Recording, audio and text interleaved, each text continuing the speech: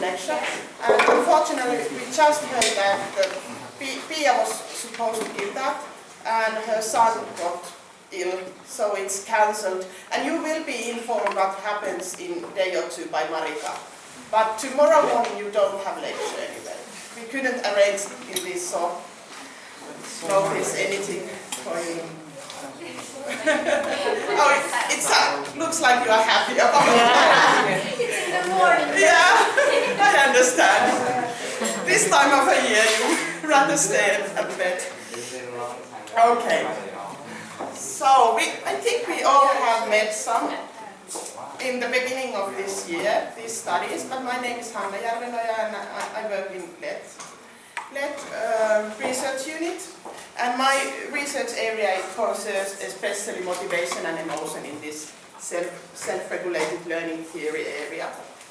And that's also the topic for today, and Pia was about to continue that tomorrow, but anyway you get the main points today, so you don't miss that much.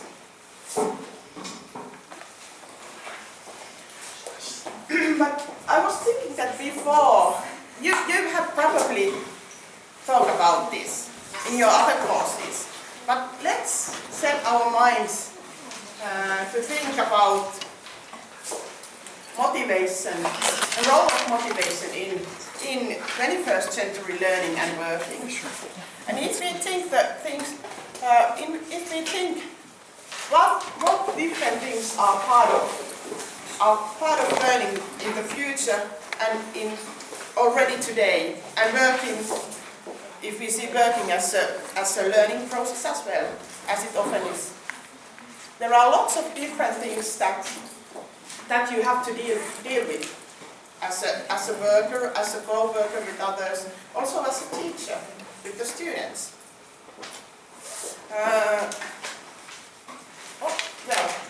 I have something here, but maybe now we move the floor for you. What else you can think of? I showed you some different things, some aspects that are part of a lot of different working conditions, learning conditions, like technology. You probably agree with being part of learning and educational technology program. Also constructing knowledge together. This is something how we create new knowledge, how we build up on each other's understanding and knowledge and expertise. What else? Critical thinking. Critical thinking, yeah. Creativity. Can you come up with anything else? Learning strategies. Good.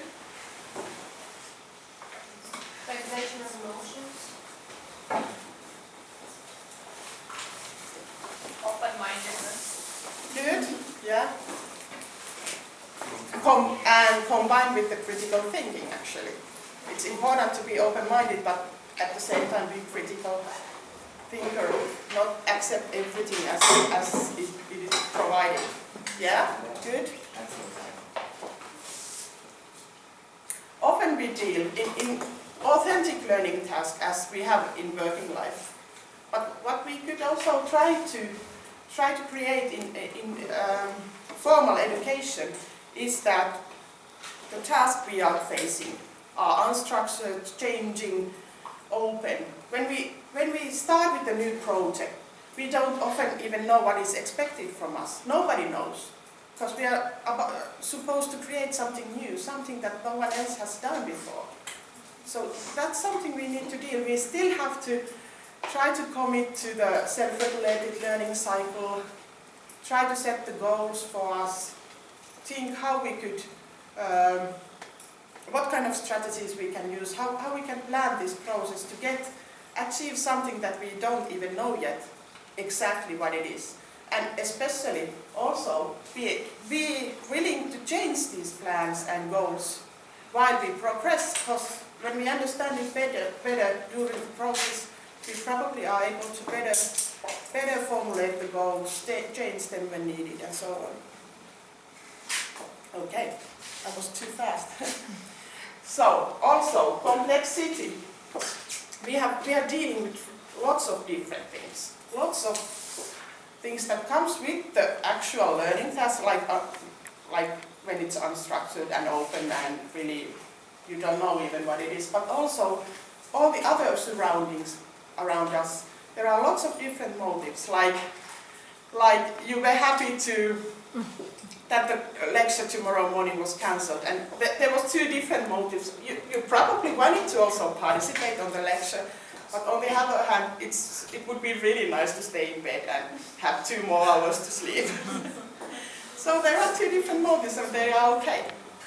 Extrinsic motivation. Yeah. Also, we are facing different conflicts often, and we are actually, even when we talk about, for example, collaborative learning, we even want to create cognitive conflicts, because that can create something new. It challenges your thinking and your understanding to create something new. But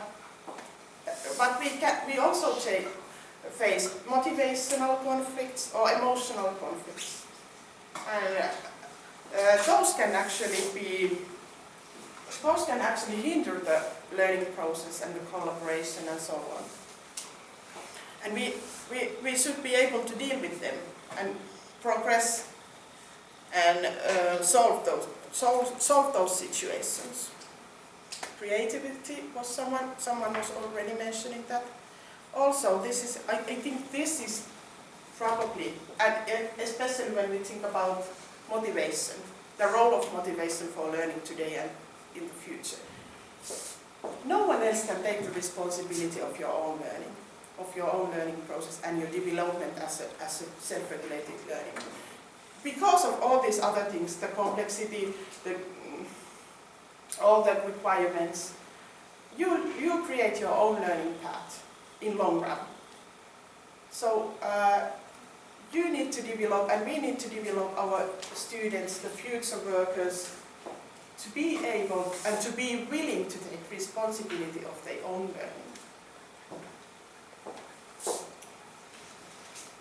Also collaboration, that is mentioned. Okay, competing and contradicting goals, that's again a good example of whether stay in bed or come to the lecture at 8 o'clock in the morning. I would probably go with sleeping, but when you need to give the lecture, you probably have to be there.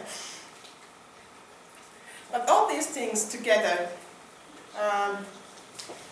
create the need and requirement to develop as a lifelong learner. It's not something that you can, learning is something that is expected and required from you, I think, from the very beginning of your life until the end. And that's even more true in the future. And if you develop as a self-regulated learner, you have the tools, you have the capabilities to respond to these requirements. So you are capable of taking charge of your own learning. That's actually what it is, in a nutshell. You have strategies which you know how to use, and you are willing to do it. You also know your strengths and weaknesses. You know what you are as a learner, and you know how to develop in it. And also you know how to deal with in the situation when because it doesn't mean that you always success, or you always manage to do your best.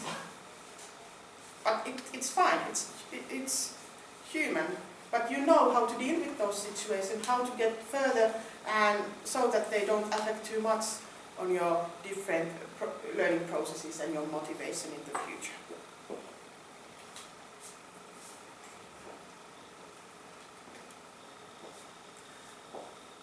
So, if we think that self-regulated learning is a skill, it's also a will to use it. You are motivated to do that. So it's not only cognitive process, but it's also really, really much a motivational and emotional process. it's regulating them, directing them on the right direction. I don't like that this is, they weren't like time scheduled those.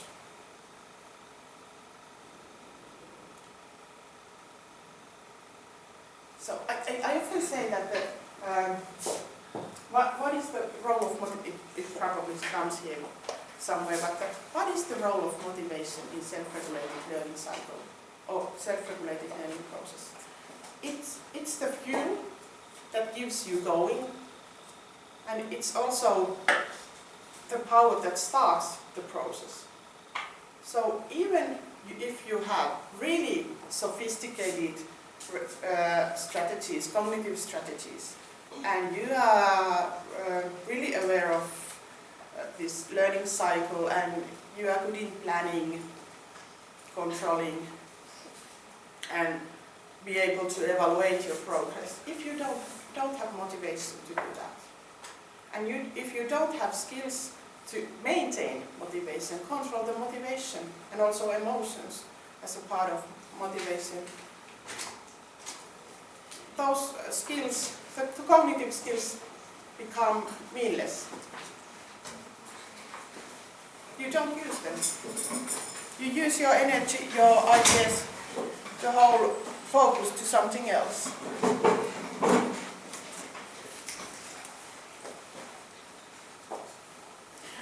I just wanted to put this picture in here because I don't know yet how. Have you gotten? Have anyone presented you this cyclical model of regulated learning? Yeah, there are different researchers who say that the regulation, who kind of model that they are self-regulated learning a bit differently, but for all models, the same thing is that researchers think that it's a cyclical process, and also that it includes different phases where the learner take an active role in their learning process, in both cognitive and motivational and behavioral side. And motivation and emotion is regulated in all of these phases.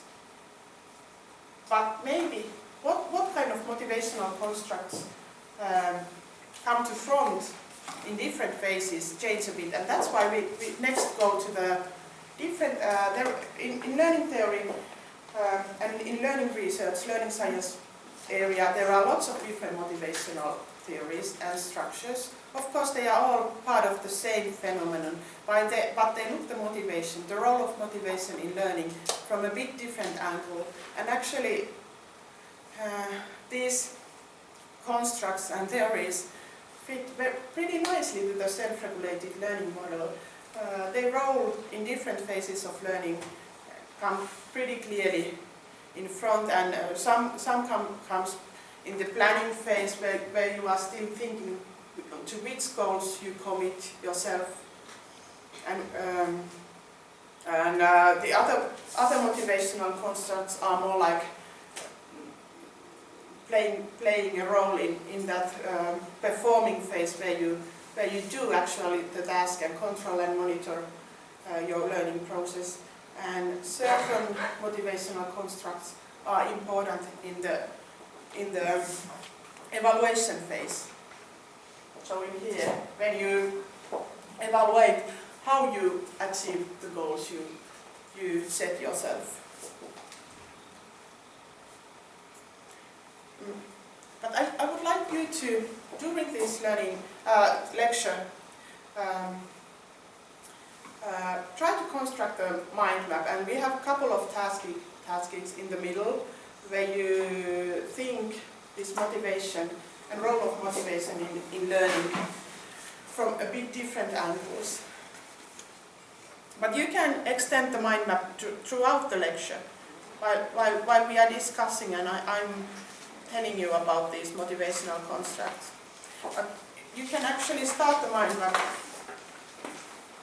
with this question: how do you define a motivated learner? based on your own experiences, based on your prior knowledge, based on what we've been talking this morning for now.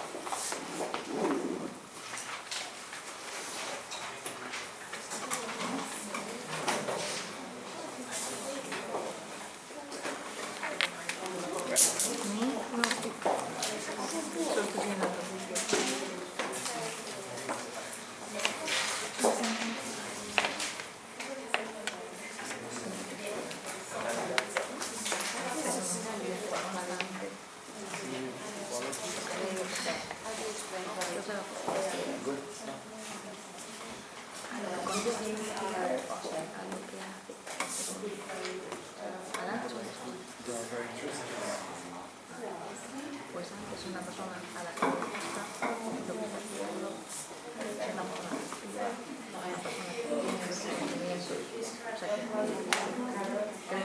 la técnica Su opinión es muy buena.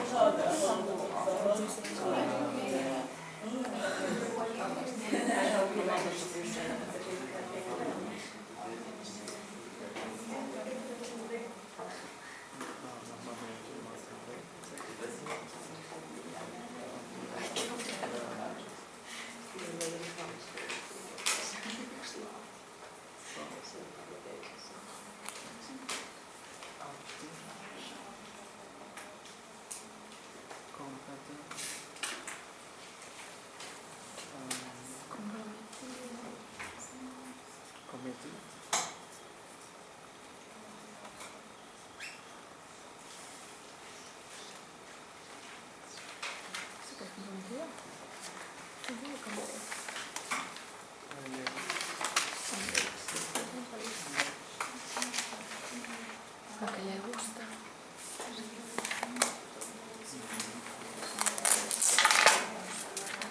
Constante.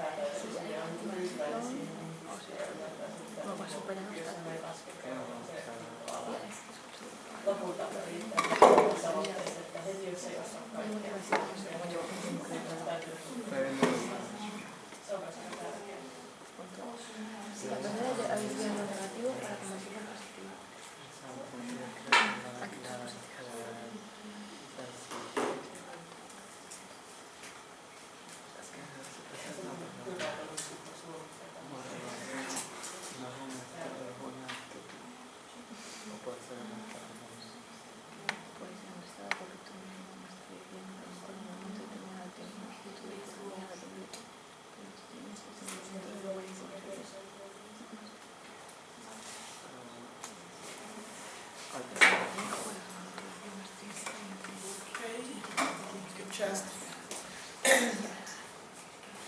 finish is your mind map for now, but remember you can extend it throughout the whole lecture.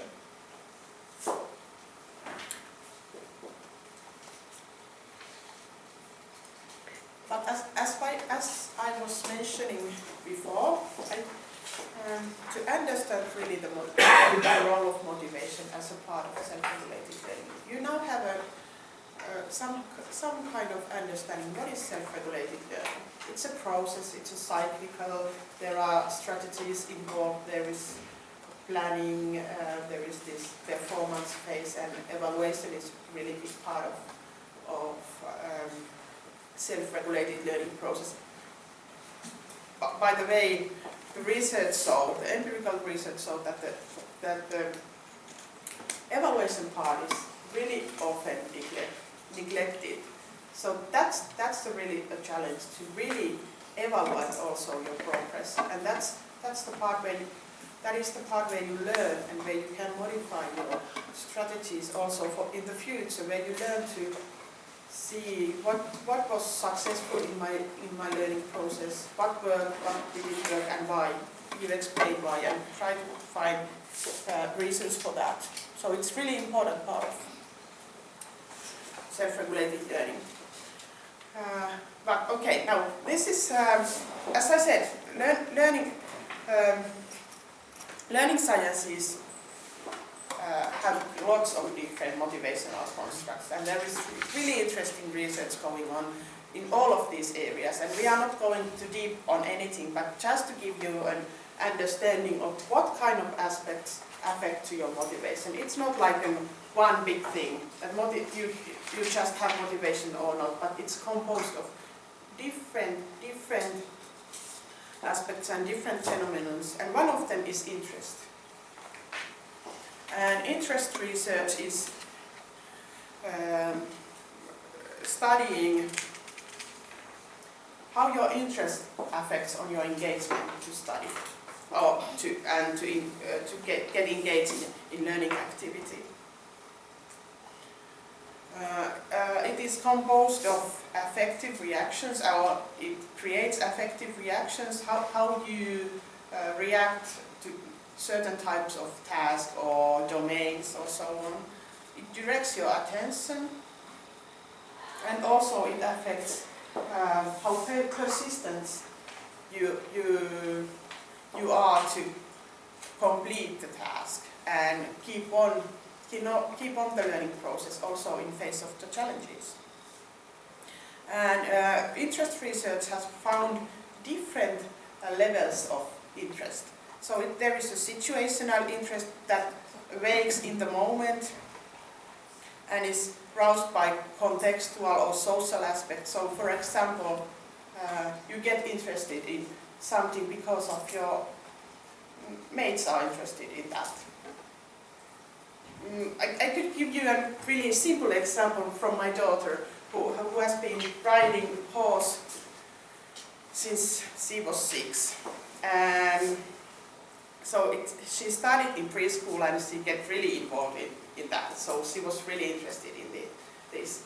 And I think she developed an individual interest to that. So it was more than a situational one. But she got her friends involved as well. Some of them were having a situational interest, because she was interested, they wanted to be part of that, and they developed a situational interest. In the long run, many of her friends also developed an individual interest to that, but some of them didn't. They just hang around in that area for a while, and then they were not that interested anymore. So I'd like to know the difference between social and situational interest in that case. Like, isn't it also social when someone follows his or her friend, or what's the difference? Like, how to put this in the lockers, or are they mixed up very much? Yeah. Or Actually, yes, situational interest is affected about social aspect. It's not a social interest as such, but when you develop an individual interest on something, it's not that affected by your social. so there's two main topics, and Yeah. then okay, Yeah. Yeah, and What about peer pressure here? yeah, that could develop that kind of situational interest. And you again need to remember that you can develop, your interest can develop from the situational interest into individual interest. So you get interested on something. Often that happens. You get interested because you see something somewhere.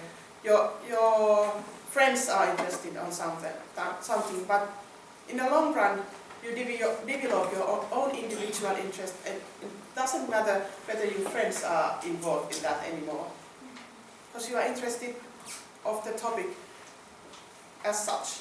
You create an individual interest. So they are related. Which one is more sustainable in the long run, the individual? Individual. But it's important as a teacher, you can try to create this situational interest, because that can develop into individual interest. And of course, you cannot be that interested, on everything, but you can still be interested on that for a while, and it's fun. If you are good at developing a situational interest on a certain learning. For a certain learning task, it helps you to learn that. Even that wouldn't be something that you are interested in general.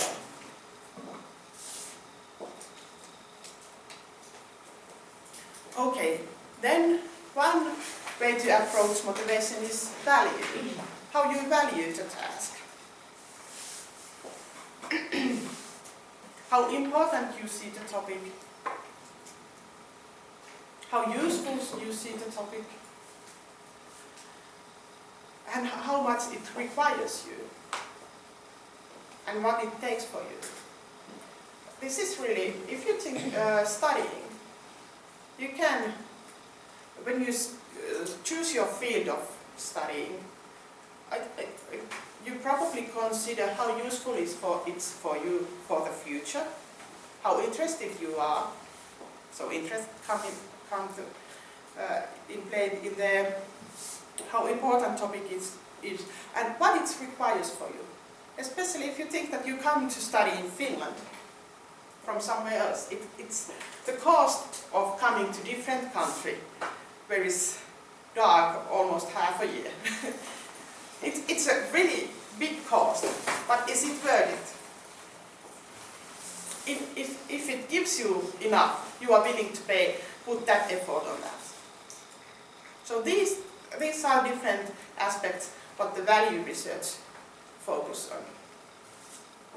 Also, there is another level, how you value learning in general, how you value the fact that people should work to accomplish something, or should you get everything for free and so on. These kind of aspects, but let's not go too into any of this, because I just want you get to think of these, to just have an idea. Oh yeah, I have this pretty simple example of cost and effort and value here. So if we have here the board, I would guess that most of you would be willing to walk through it. It doesn't require much. If I beg you to do it, you probably would do it for me. Just like that. But if we put the river underneath and you are afraid of water and flowing water, are you still willing to do it just for me? Maybe. If you are not that afraid and you are a good swimmer, why not? Okay, but anyway. Okay, let's get it a bit higher. And now you are afraid heights. Are you still willing to do it for me? Yeah. Oh, thank you! It's so much fun. Well, okay, so you will do it for me, but maybe Ed wouldn't. But she maybe would do it for her girlfriend. Or to save her mom. for something. But would you still do it when we put some alligators or crocodiles under? Are you still willing to do it for me? Not funny. For me, I would do it. Oh, okay. I like the challenge. And then we get it even more higher, and now and we can keep raising it. I love crocodiles. I know We how to keep do it. raising it until it's really like a really high, like skyscraper. And now you really have to value that, or do it for something that you really value, to be willing to do it. So just a simple example how this value, effort, cost and effort play a role in when you choose what to engage in, what you are willing to do for something. I just wanted to have this because this is fun example. Okay, then self-efficacy research is one big area of motivation research in learning. It's dealing with learners or individuals' beliefs about their personal capabilities to do something, to learn something, to carry out some actions. So you can have, for example, low self-efficacy in mathematics. So you believe that you are not good at that. And it's that self-efficacy belief have been formed based on your former experiences. For example, from school, you haven't got it. Teacher have told you many times that why don't you get this? This is really simple. Your friend seems to be doing much better and be faster.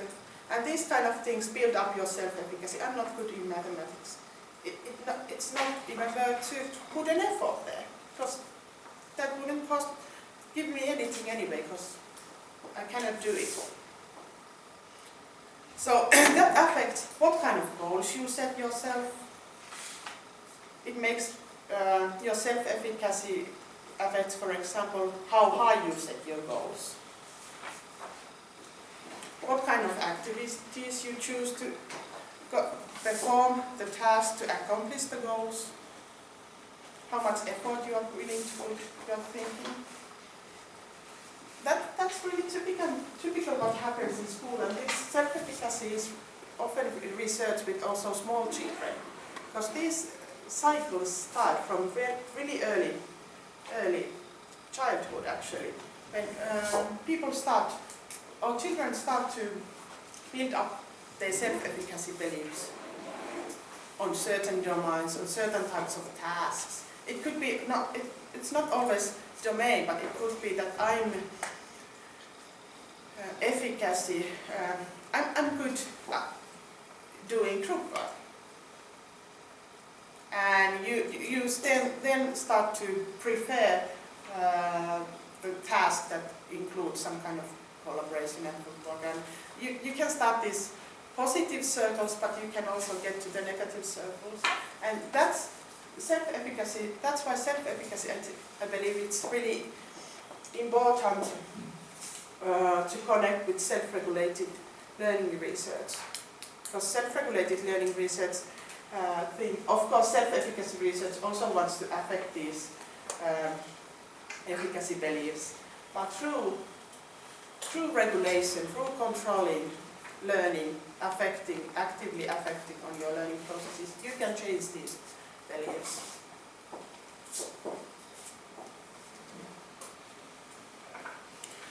Okay, then there is motivational goals. So in addition that you set, or self-regulated learner set cognitive goals for themselves.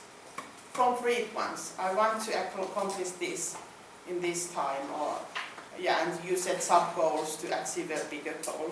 To graduate, for example, I need to do these study tasks in that time to graduate in the beginning. You also set yourself and you build up motivational goals. So whether your goal is really understand learning, for example, to performance, just to achieve a good grade or to get passed, or there could be something else. And again, if you think school, they often are something else. They could be social goals. It's actually much more important for me than the academic goals, whether it's performance or learning. It's social goals. How I look in my own group of friends. What is valued there? Am I a good friend? Am I appreciated as a friend, and so on? Often also avoidance goals come into play. So these are the things. I don't want to look a failure in the face of my my classroom mates, or I don't want to perform poorly, because that would look really bad against my friends. But then my motivational goal is not to learn or even perform, but it's socially driven, avoid something. It's actually emotionally driven. Also, you want to avoid these emotionally not that pleasant situation and feelings. So you may even, for example, and now you can see how these different constructs come to play. So if you think you are not, your self-efficacy beliefs with mathematics is low, and your motivational goal is avoidance, you may not even try in an exam, for example. So you can say to your friends that I was just playing around, I wasn't even trying. So you don't fail in such a way, you make it the social thing. Okay, the motivational goal research started with the motivational goal orientation. So the research showed that these motivational goals are pretty only slowly changing or static in a way. So you have an orientation. Learning motivation orientation or performance goal orientation. But lately, or after this was found, research started to show some confusing results. This is not always explaining what is happening. And actually, also those motivational goal orientation are situation specific. They are changing in situation. They could be parallel. You could have learning and performance goals at the same time. Actually, you can use those goals. It's sometimes really, your motivational goal orientation can be learning really to learn and understand. But sometimes it's just practical to have performance goal. Now I have so many courses going on that I just have to perform these to get through this semester or something. I cannot focus on everything on that details, try to really understand everything. I just need to pass these to get to the next level and so on. So that's reasonable. That's how we get things started. Done. Can I have a question regarding goals? When it comes to the avoidance goals, for me the word goal is associated with willingness, desire, proactiveness, taking the initiative. So if a negative, let's say, activity, avoiding situation, can be described as avoidance goal, then what will be left for the word goal to function in mechanically speaking? Yeah. Okay. Yeah. You actually hit the one. I haven't had that much followed. Oh, the motivational goal orientation research hasn't been that active lately, but. So you feel like the word goal has been, let's say, smashed against the wall and melted No, away in the I think meantime? it's still there. But I Being passive can be described as a goal. Well, the ones who developed the avoidance goal concept, they also have this two-dimensional way to organize this. So they have dimensions like, there are a bit different kind of ways to set this up. But there was avoidance and approach. And this dimension could be found, or they try to find it, for example, in learning. But actually, this, in my understanding, this didn't work that well with the learning. But the performance goal, this is also proved in empirical research. So your performance goal could be avoidance oriented or approach. So you aim to high possible mark, for example, or you aim to just to get past. Did that answer to your question? In a way, it just took my mind to another terminology, another word that described that situation. But again, the word goal kind of being here used in a misused somehow.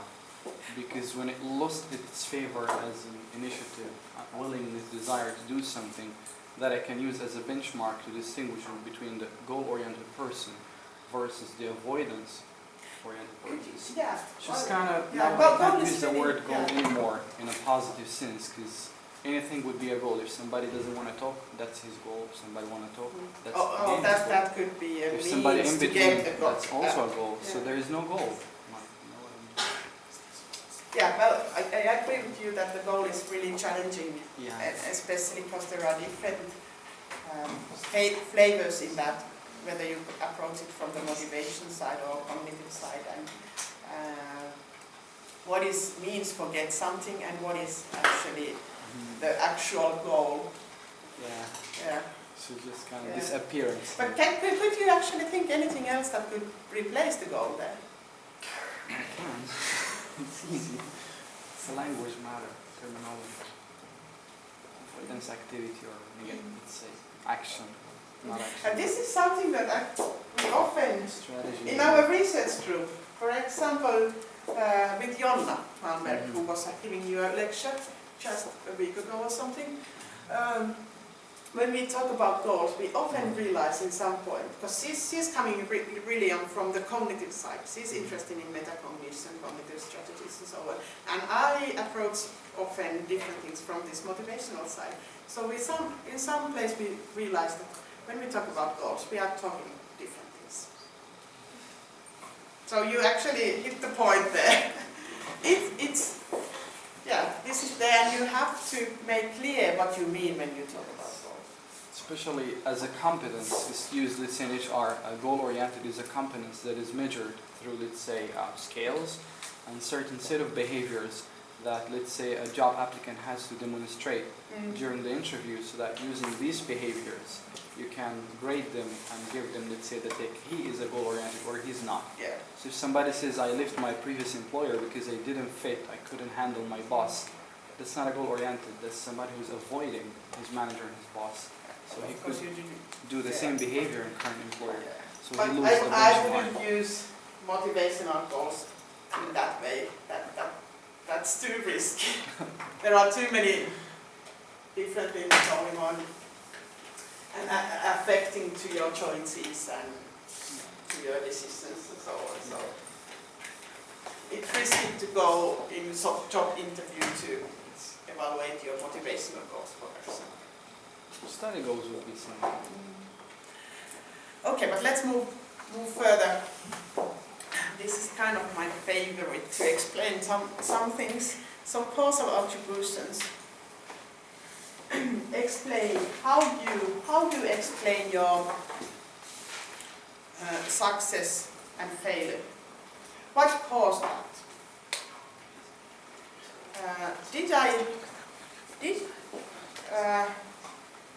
Let's again take for example exam situation.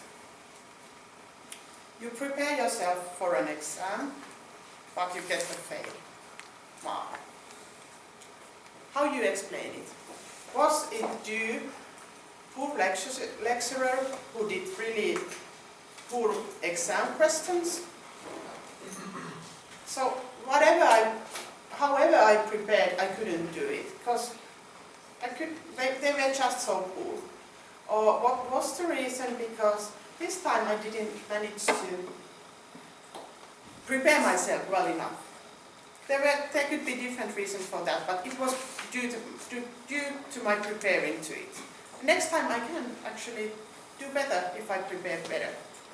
Or is that my failure due to things that I'm just so lousy in it, I can never do it. So do you explain your reasons for your success and failure about something that is extrinsic, so not dealing with yourself, but something else, contextual, like the lecturer who was poor and the exam was done poorly, or it could be also something that happened. You just, there was a car accident which makes me late from the exam and I didn't have that time. Or do you explain the failure, success or failure with something which is intrinsic, something that is dealing actually with you, your abilities or your behavior? Is the reason for success and failure something that is varying, that can change next time, or you can affect to that, or is it something stable, that is, it is something that you cannot affect? And can you control it? And that really have motivational consequences. If you think that if you explain the reasons for success and failure, so that you think that it has something to do with you, your own behavior, your own abilities, and they are something that change. They are varying. And you can control those. You have a much more active role in future to affect the similar kind of situations. But if you explain the reason for success or failure with something that you don't have a saying on, and they are stable, what can you do? That's the way the world is, and you cannot do anything for it. And none of this is right or wrong, but I think the main point here is how accurate you are with those causal attributions. Because there are things you cannot affect, and there are things you can. There are things that are dealing with your own performance, your own skills, and your own behavior, and there are things that you cannot affect. If you kind of blame too much yourself, that could be motivationally harming. If there are things that you couldn't do anything on, and you still take the blame for your failure, it's not helping you. But also, if you don't take the blame for yourself when there is a reason to take it, it could be harmful, as harmful or even more harmful. Because then you don't take the active role in your own learning and in your own motivation. But you just try to explain or put the responsibility outside of yourself. And this is something you see going on often. This is something we like to use often to explain. And that's why the evaluation part of self-regulated learning process is so important. We need, from a motivational point of view, we need to develop ourselves to be more accurate in these causal attributions, making these causal attributions. And we should try to support children and students to develop their skills to evaluate this in a more accurate way. Okay, those were the ones I wanted to... Okay, there you go. example, the same professor who doesn't know how to make a paper is very poor in his questions, and I as a learner have to change my goals according to that requirement so that I don't have the fear of failing. Wouldn't it affect my value? And wouldn't it affect the fact that I don't have any meaning in my learning from Yes. now on? Yes. Yeah. These all things are related. Yeah. Of course. So when you talk about motivation, it would affect my value, but it is not affecting my goal setting or my result. It depends. It can affect also to your goal setting, but probably one situation, if you have a really set goal setting, and if you have a really set values for something, one situation doesn't affect that much. But if you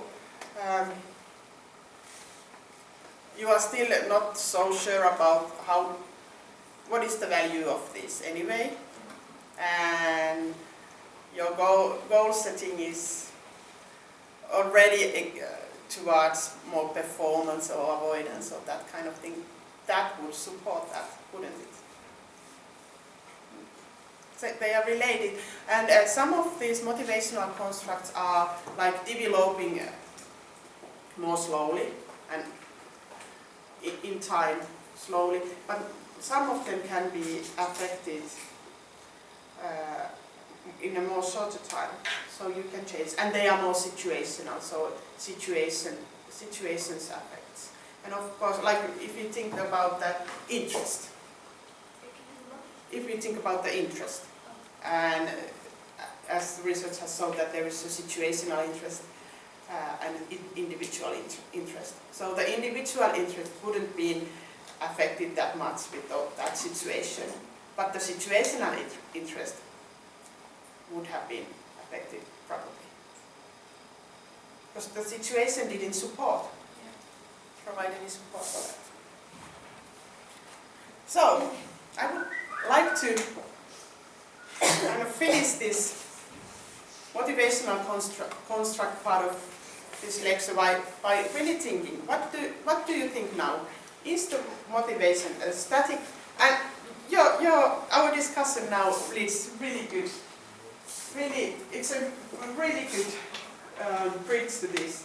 Is motivation a static personality feature, or is it an active and changing process that can be influenced? Second one. I think it is an active and changing. Yeah, well, I agree with you, even though of course it moves between, but it's not static personality feature. And that's what we want to emphasize when we think about regulated learning, definitely. It's something that we can control.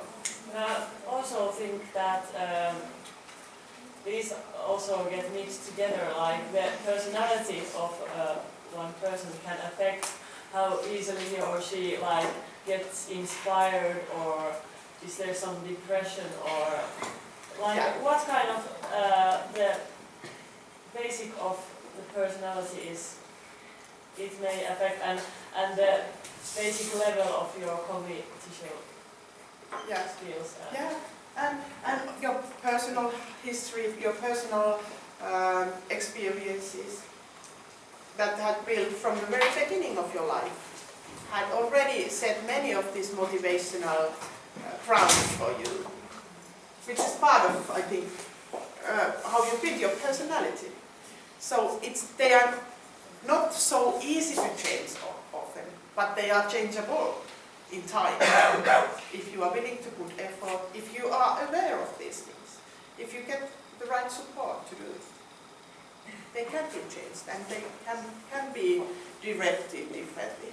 So we don't have to set in a way that, because I'm not motivated, or I'm not good in English and I'm not motivated, I have to deal that with forever. I can change that. Yeah, I think that is the one crucial part why teachers exist and why teachers should exist. Like, they should be the mentors to help you to find the right techniques like Definitely. because and support. Yeah, definitely. And you think of, as a teacher, you are the most important person to create a classroom atmosphere, which is full of these motivational. What is valued, for example? How your interest is supported. All these things are part of how you approach your teaching, how you approach what you value in your students, and you affect so much on those. With your everyday choices, with your own values, your own motivational values, and so on. But also parents play a very important role. Even if at school the teacher is telling you that you can do that, you are good in that, but at home parents are indifferent or saying that it is not important for you, or Yeah. And the whole culture.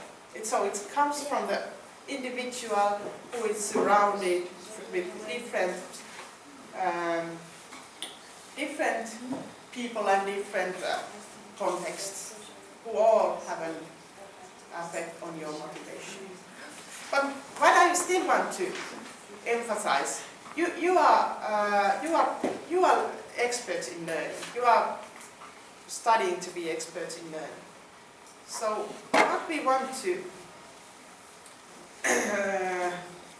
what message we want to send to the world, and what we want to support is this, that motivation can be affected. And it's a really important part of everything. Well, there it is. It's the fuel that direct maintenance and interactivity. So we shouldn't undermine the role of it. And we have a really big saying and role on that. We can affect on that with our own teachers and all the co-workers we are working with.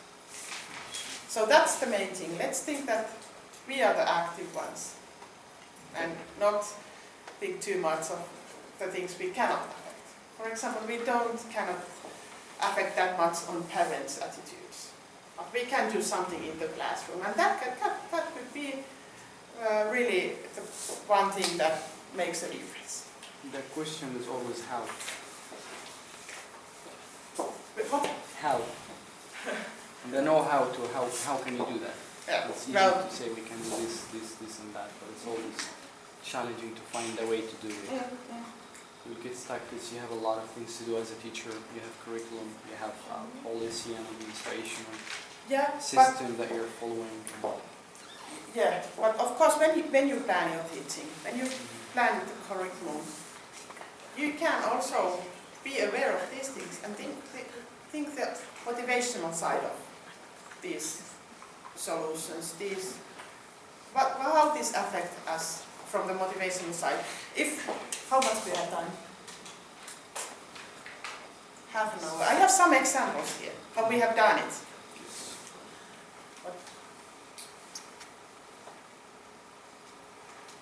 Do you want to do this? Or do you want to go further? Let's spend like 2 to 3 minutes to think of this. I think you have been thinking this all the time, but I'll give you a few minutes to. 3 minutes to evaluate ourselves, or Yeah, maybe you can use your mind map, which you started in the beginning, and now make another one, for example, of yourself, and compare your mind map with the mind map you started.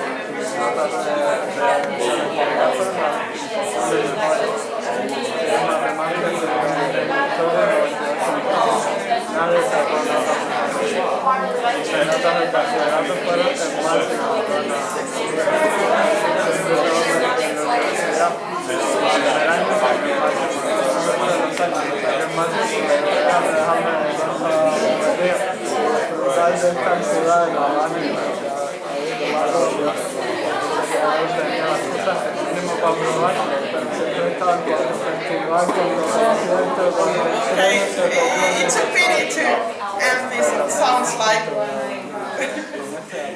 you are really discussing a lot, but I think it's important to sometimes stop and really think of these things. Remind yourself about your motivation and stuff. Because then, also this is something that comes up in our research often, our empirical research.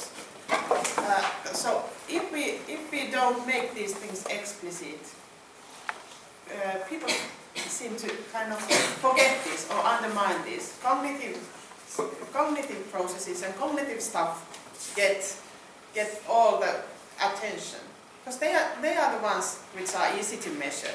They are the ones you easily report to tell. They are more concrete. These are mental mindsets, often in your head. But I think that this is something that it's important. Sometimes just sit down and think for a while. Make yourself to think that where I am going with my motivation at this point. Is there something I should change or control or support better? Or is everything going as I want to? Now I want to show the same cycle again for you. And if you think those constructs I was introducing, you saw it just before, the motivational constructs. Which ones you think are the important ones in this first phase of self-regulated learning? When you plan. Goal setting. Yes. Self-efficacy, yes. Many of those motivational constructs are really important in this phase of the self-regulated learning cycle. Value, goal orientation, as you said, self-efficacy, judgments, interest. Those all affect goals you set, plans you do, and so on. So they come in front in that phase of self-regulated learning cycle. What about this phase, the performing phase in a way?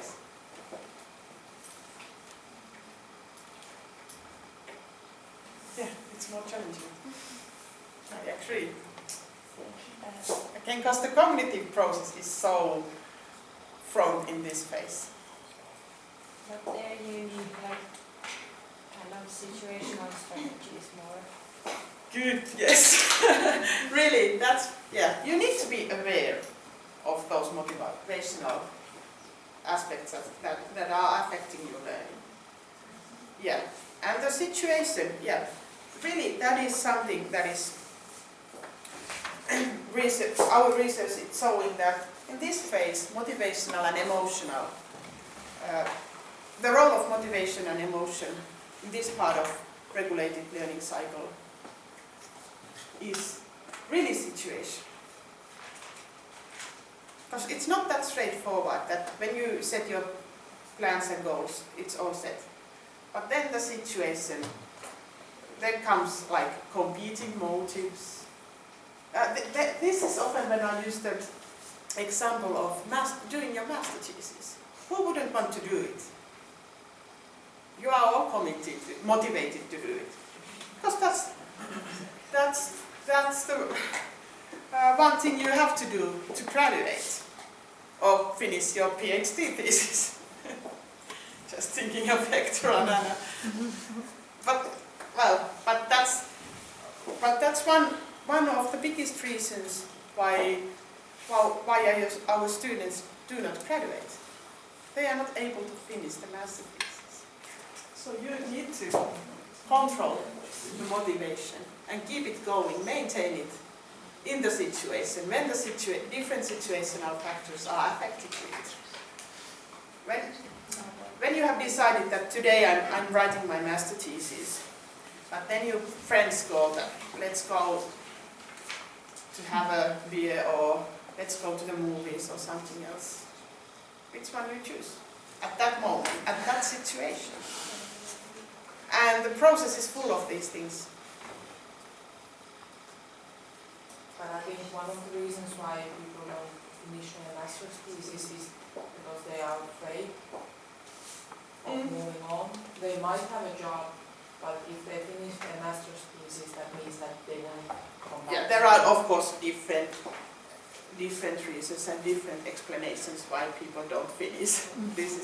But often it's also this thing that it's really hard to maintain the motivation in the situation. At least I've been so many times in the situation, I bet you all have been, that when you have to do something, for example the master thesis or complete something, and you suddenly notice that now I have to vacuum. 2 weeks, no one has done it and it hasn't bothered you at all. But at the same moment you should really do that work. It's so important to vacuum at that time and clean the windows and use the toothbrush to clean the, what are those? Your bathroom or whatever. So you find these different things to avoid actually. And also that reason you said that you are afraid is kind of finding different reasons. There are different motives that compete with your motive and volition to accomplish and continue working. And there are different control strategies actually. What self-regulated learning research has shown, motivation regulation research especially, which you can use. You can engage in to regulate your motivation. For example, that you decide that I get to go to the movies with my friends when I have finished 2 pages. That's a sub-goal. There are going to be a lot of movies then. Yeah. But instead of going movies right away, you decide that I finish first these 2 pages and then I'm allowed to go. They are really simple ones, and these are the ones you can teach. Yes, definitely, if you got time. Okay, what about this? Actually, the reflection phase, evaluation phase, the causal output process. I was already mentioning at least. Metacognition is sometimes overloading and exhausting for students. Any process that has to do with self-evaluation, monitoring, checking your progress, because it shifts the brain from one activities to the higher level activities. Kind of. Yeah. So. And you cannot be engaged on this all the time. meta level processing all the time. I read a lot of research about the cognitive theories and how it functions. So usually it's like when you're a learner doing the activity, and then when you switch your mind to become the teacher who's checking the activity, and then you have to find the criteria against which you evaluate your activity results. So you feel like you're a learner and a teacher, kind of exhausting mentally sometimes. Yeah. But by time it becomes a skill that can be developed and learnable. And you don't have to engage that much on the meta level processing strategic skill. Yeah.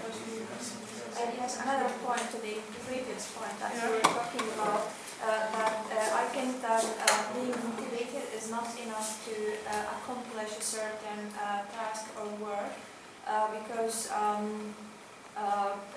having the enthusiasm is not enough.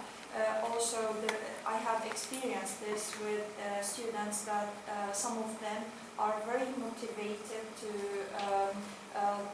for doing something, but then they don't have the patience to accomplish that task in a proper way, so they quit or they don't do that task. They don't have the patience to concentrate on that task. But that's a really good point. I skipped that part of, but it's the motivation control phase. The persistence is really a big part of being skillful in motivational sense. So there is a volition theory that explains that there is a motivation. Motivation is divided into, it's this motivation, willingness to do something, but also persistence. How persistent you are to accomplish it, even when it's challenging. But I would even continue with that process. Motivation is definitely not enough. You also need to have those cognitive strategies. You have to be skillful cognitively and develop yourself in a cognitive sense to be able to accomplish the goals you set yourself. Yes, I think that a lot of students have good abilities for doing certain tasks, but they are distributed most of the time. And they have other things to think about. Yeah. So our job as teachers is to help them to regulate their own learning, to help them to concentrate. Yeah. And that's one reason why I think self-regulated learning theory it's a powerful theory to explain your success and persistence in learning, because it combines this cognitive side with motivational side and even the behavioral side. So it's the actual actions you do, and through actions you make these motivational and cognitive processes going and keep them going on. I think that's really important, and it's really important to really acknowledge that motivation is not just something that is there or is, or it needs active maintaining and controlling.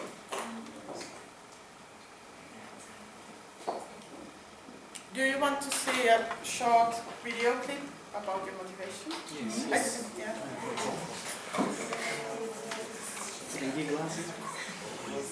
Your learning experience can be compared to being on a roller coaster ride with multiple loops. Each loop increases in height as it progresses toward your ultimate goal. This roller coaster ride is very different from other roller coasters you have ridden. You have control over how high you go and how fast you arrive there.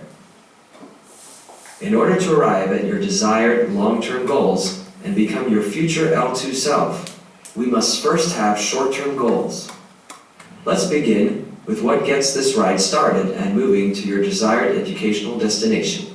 You begin by deciding to participate in an educational experience. Right now, your educational experience is to learn English at the ELC. The power that drives the cart throughout the entire ride is your own motivation. Whose responsibility is it to get the cart started and moving forward? Who has control over the amount of energy that moves the cart? It is you. You have begun your quest for your long-term goal. You have demonstrated initial motivation. How much motivation do you have right now? Will you be motivated enough to make it up and around the first loop and accomplish your first short-term goal? Let's now discuss the second part of your ride. It will be the hardest but most rewarding part if done well. Going up the loop requires effort. Your motivation must be strong enough to push you up the loop. You must increase the amount of effort you put into your learning. You know that as you put more effort into your learning, you will be able to reach your short-term goal. At this point in the roller coaster ride, you have exerted enough effort to reach the top of this loop. This point on the ride can be the most thrilling and satisfying part. You can experience the high and exhilaration of having achieved something by your own motivation and efforts. You must recognize the results of your efforts and motivation in a positive way. Next, on the way down the other side of the loop, you use your awareness of your efforts to recalibrate and to prepare yourself to reach your next short-term goal. Reaching your next short-term goal will require you to repeat the roller coaster cycle of more motivation, more effort, and increased vision to continue progressing and enjoying this educational roller coaster until you reach your long-term goals and become your desired future L2 self. Your future self is depending on your present self to create it.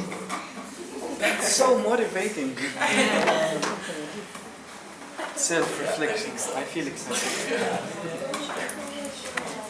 I think that's a good short clip to Motivate you. yeah, and make these things concrete in a way through roller coaster. Make your dream come true. But I think one keyword what was coming out from there and relating to your point was this effort. And effort is also part of motivation. So you also need to invest effort to accomplish stuff. It's not like it's a free ride after you are motivated. Yes, of course. I think that I need to give effort for everything. Yeah. For concentration, for accomplishing the task, for everything. That effort is very important. Yeah, and maybe that's like is missing from those people you were referring to who are really enthusiastic to do everything, but they didn't do everything. They don't realize they are not accurate in their evaluation how much effort it costs. Yes, maybe some people or some students are capable to do something, but they feel also lazy and they don't want simply to give effort to try or to go through that that action or that. And that's why people are often tempted to go with this idea of our everyday way of use motivation. Or in a way that you are motivated, and if you are motivated, you are just willing to do everything without, and it doesn't even require effort from you. But if you are not motivated, you don't do that. They don't realize that motivation is actually something that you need to work on as well. Or even if you have a motivation, it doesn't mean that you still have to invest effort, even more effort. If you want to accomplish high-level goals. I had so much more, but this could be the one where we stop, but do you want to see still the example of how we have been doing, how we have been considering how the motivation plays a role? We maybe have that time for that. We skip everything else in between. Effort, put some effort to get motivated. So one way we have been helping students in controlling their motivation and emotions is to provide them possibilities to be aware of these processes, because that's the first thing. Before you can control anything, before you can affect them in a structured way, you have to be aware. So this was a really simple one with the, I think, 10-year-olds, with the 10-year-old students, where they, every time when they did this big learning project, which was arranged according to self-regulated learning cycle, and they used G-study learning environment developed by Phil Winner in Canada. But every time they started to do their own work around the project, they were first answering to this emotion awareness tool, where they first think how I am feeling just right now at this situation, from the negative to positive, just how I am feeling, and then explaining why I am feeling like this. I have a so good example from this. I was there one time in the class, and one boy was coming there and was reporting really negative emotions, so it was here. And then he typed that, explained that why, because I have lost my sock. Okay, if I just would have seen the data, I probably would have think that this is a joke. But he actually has lost the sock, and that wasn't even the one reason for the emotion, but it was because he was thinking that his mates were teasing him. So they had gymnastic before, and after that he couldn't find the sock. So he was wearing only one, and he thought that his classmates had hid the other one, and they wanted to be nasty for him. But actually, because this made the situation clear and explicit for me, as well as for him, we were able to look for that, and we found it from his process. But if we wouldn't have solved the situation, the negative emotion could have transformed to the learning situation it was started, and it could have started the negative circle also with the learning task he was doing. But he was able to solve the situation and control the emotions. In a way, this is really concrete, but anyway. And then this part was also, they were evaluating what was their motivational for that situation. Was it to this kind of social thing, have fun with my friends? Or is it learn new things? And just to make this visible, they were also able to change it if needed. But did they really always write the same things they actually did? Because I think that for kids it's easy to write that I feel good and I'm going to do this, and then they are just playing with others. But would that, like, if they say so, they start to believe so, if they say that every time, Yeah. they didn't mean it first, could it Yeah, still do something? Yeah. That's true. Yeah, Yeah. help to motivate. Yeah, Because that has happened sometimes for me.